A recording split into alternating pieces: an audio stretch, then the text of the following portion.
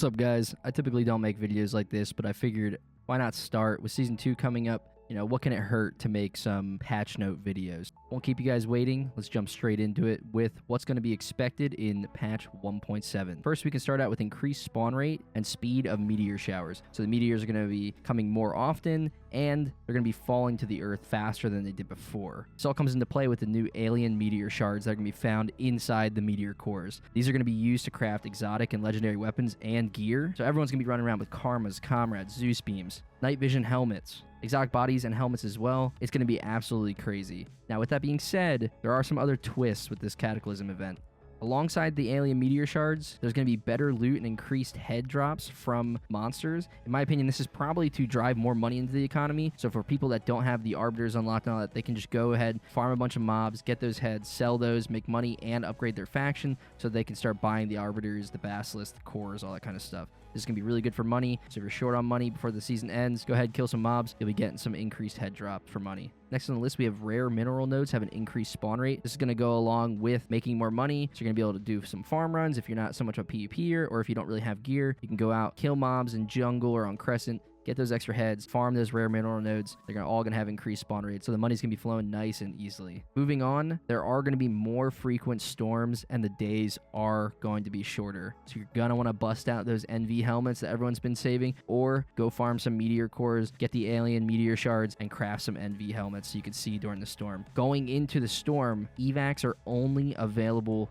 during the storm. So you're going to have to plan your evacs a little bit more wisely. Instead of just running directly to your evac whenever you want, you're going to have to wait until the storm hits. And finally, for the Cataclysm event, my favorite part, Kmart cost of all weapons have been dramatically reduced. By how much, we won't know until the patch drops tomorrow, but I'm going to assume by at least half or more. This is going to be crazy. Everyone's going to be running around with the best gear tomorrow. So if you haven't been playing a lot lately, maybe this is the time to jump back in, spend those Kmarks that you've had sitting around, buy some better gear, and just jump in, and all-out PvP war is going to be on our hands here. Now, along with patch 1.7, there are some other small things, like they did improve the anti-cheat measures, as well as made some tweaks to avoid false positives. That's always great. They said they were going to be making some anti-cheat tweaks before Season 2 dropped, along with some larger anti-cheat tweaks going into Season 2. It's nice to see that they're still constantly upgrading their anti-cheat and trying to prevent the cheaters. I really hope, fingers crossed, that when we drop into Season 2, that there's not a cheater problem, or it's drastically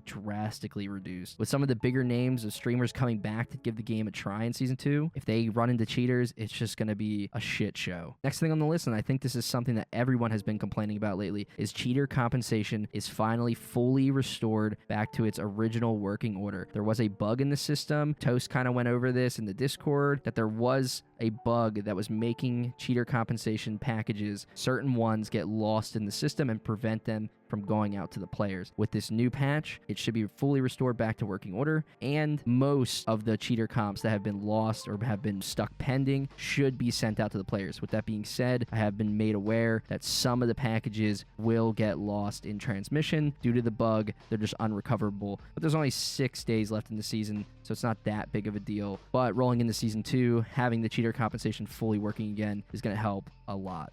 Last but not least, they did fix some existing exploits. They didn't really go into detail with what these exploits were, but it's great to see that they're still constantly making improvement to the game. This video is pretty short, straight to the point. I didn't want to make it too long. Just wanted to get this information out to you guys. For the people who don't read the Twitter or don't go on the website and read the patch notes or aren't in the official Cycle Discord, let me know what you guys think of this video, if I should keep making videos like this in the future, or if they're not really worth your guys' time. I do appreciate everyone who stopped by. If you did like this video, please consider leaving a like, comment, subscribing for more Cycle content. If you're not already following my Twitch, it is linked down in the description, as well as my Discord, so you can get notifications of when I go live on Twitch and when I upload a new video to YouTube. Other than that, I'll see you guys in the next video.